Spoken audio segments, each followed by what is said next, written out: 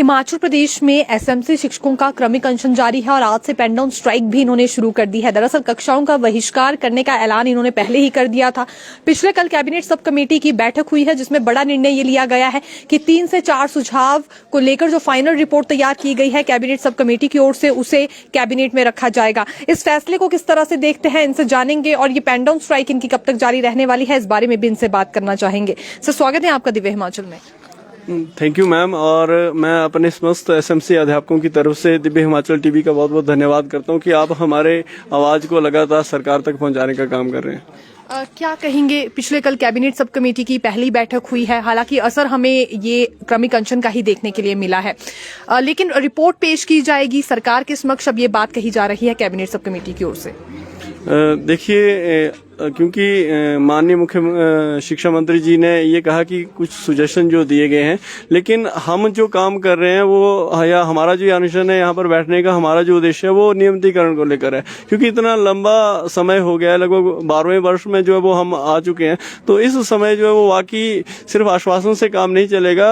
Cabinet sub committee की बैठक हुई सही है, लेकिन अंतिम निर्णय जो कैबिनेट ने करना है, तो जब तक कैबिनेट से कोई निर्णय नहीं आता तब तक हम जो है वो अभी तक जो आश्वस्त नहीं होंगे। पेन डाउन स्ट्राइक आपकी कब तक जारी रहेगी, क्योंकि कक्षाओं का जो आप ये बहिष्कार कर रहे हैं, कितना ज्यादा असर इसका बच्चों पर पड़ेगा? कितने एसएमसी शिक्षक हैं और अपने विषय के साथ साथ अलग विषयों को भी जो पढ़ाते हैं? देखिए मैडम, 2555 पूरे प्रदेश में जो है वो कार्यरत हैं एसएमसी शिक्षक, और मैक्सिमम जो शिक्षक है वो ऐसे एरिया, क्योंकि ये पॉलिसी ऐसे एरिया के लिए बनी हुई है जहां पर हार्ड और ट्राइब एरिया है, जहां पर रेगुलर टीचर जो है वो नहीं जाते हैं। तो मैक्सिमम स्कूलों में बहुत ज्यादा स्कूल ऐसे हैं जहां पर केवल एसएमसी से अपॉइंटेड शिक्षक हैं, और खासकर हायर में भी बहुत सारे, हायर एजुकेशन में भी बहुत सारे जो शिक्षक हैं वो एसएमसी से अपॉइंटेड हैं। तो क्योंकि अभी परीक्षाओं का दौर है और अगर सरकार जो है वो बहुत जल्दी हमारे फेवर में निर्णय नहीं लेती और हमारा मांग है केवल नियमितीकरण के लिए जो मतलब सरकार अगर कोई सॉलिड इसके लिए स्टेप नहीं उठाती,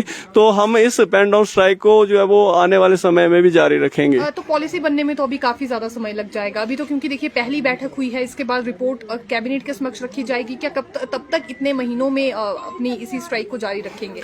देखिए, कैबिनेट से जो डिसीजन होते हैं वो फाइनल होते हैं और गवर्नमेंट को वो करना पड़ता है। अगर कैबिनेट इसको फाइनल कर देती है हमारे लिए, क्योंकि जो भी प्रपोजल है उसमें से अगर जो हमारे नियमितीकरण के लिए जो बेस्ट प्रपोजल है उसको अगर फाइनल कर देती है तो तब जो है वो औचित्य नहीं रह जाता, क्योंकि कैबिनेट की अप्रूवल ही फाइनल है। अब पिछले कल शिक्षा मंत्री ने ये कहा कि कानूनी राय भी इसमें ली गई है, क्योंकि इससे पहले कोर्ट के दरवाजे भी इन दोनों ही वर्गों की ओर से खटखटाए गए हैं, एसएमसी और कंप्यूटर शिक्षक।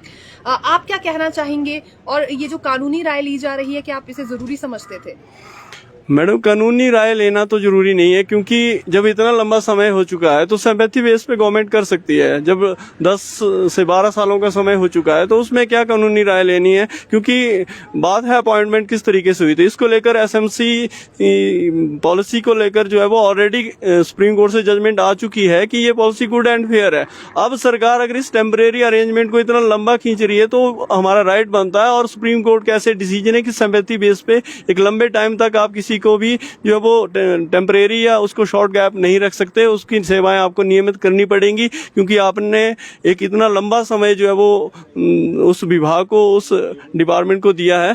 तो सिंपैथी बेस पे गवर्नमेंट कर सकती है, इसमें कानूनी राय की कोई बात नहीं है। जमीन पर बैठे हैं, कई दिन हो गए हैं, किस तरह की परेशानियों से रूबरू होना पड़ रहा है? मैडम देखिए, शिमला की इतनी ठंड है और बिल्कुल शेल्टर में हम बैठे हुए हैं, तो ये मतलब रियली एक मैं बात करूं तो ये बहुत ज्यादा दुख देने वाला है, क्योंकि रात को जब इतनी ठंडी हवाएं चलती हैं सुबह, तो मतलब आप खुद ही अंदाजा लगा सकते हैं यहाँ सर्वाइव करना कितना मुश्किल है। और हमारी फैमिली के लोग जब हमें देखते हैं मीडिया के माध्यम से, जब हम देखते हैं तो उन्हें कितना मतलब पेनफुल होता होगा कि जो उनके बच्चे हैं या जिन किसी के भाई हैं, किसी के पति हैं, वो इस तरह से सड़कों के ऊपर बैठे हुए हैं। मैडम, 6 महीने में पहली मर्तबा ही सही, लेकिन एक कदम उठा लिया गया है, किस तरह से देखते हैं? बैठक भी नहीं हो पा रही थी, लेकिन अब तो पहली बैठक हो चुकी है और आगे के लिए फाइनल रिपोर्ट भी भेजी जाएगी। मैडम, अगर सरकार हमारे फेवर में करती है तो हमारे लिए सेटिस्फैक्ट्री होगा कि अगर सरकार ने बैठक करी है तो उसके फ्रूटफुल रिजल्ट हमें बहुत जल्दी देखने को मिलेंगे, हम ऐसी उम्मीद रखते हैं। अगले कल की कैबिनेट में अगर कोई भी डिसीजन सामने नहीं आता है जो आपको एक तरह से सहमत कर सके, तो फिर क्या बजट सेशन के लिए कोई रणनीति तैयार कर रहे हैं? मैडम, इसके बाद जो है वो हमारी स्ट्राइक कंटिन्यू रहेगी, कक्षाओं का जो बहिष्कार है वो जारी रहेगा और अनशन भी जारी रहेगा। हाँ जी, चलिए ठीक है, बहुत बहुत शुक्रिया हमसे बात करने के लिए। Thank you. तो देखिए, फिलहाल ये तस्वीरें हम आपके लिए लेकर आए थे क्योंकि जानना बहुत जरूरी है। अब सरकार ने पहला कदम उठा लिया है, उसके बाद आगामी रणनीति एसएमसीज की क्या कुछ रहने वाली है। हालांकि फाइनल रिपोर्ट जल्दी ही कैबिनेट में अगले कल रखी जाएगी, ये बात शिक्षा मंत्री की ओर से जरूर कह दी गई है। लेकिन फायदा तभी है जब कोई डिसीजन भी उस पर लिया जाए, यानी कि एक तरह से मोहर जब तक उस फाइनल रिपोर्ट पर नहीं लगती है तब तक ये यहां से नहीं उठने वाले हैं, ये बात इनकी ओर से कही जा रही है। तो फिलहाल के लिए यही जानकारी, फिर मिलेंगे नई खबर के साथ। देखते रहिए दिव्य हिमाचल टीवी। धन्यवाद।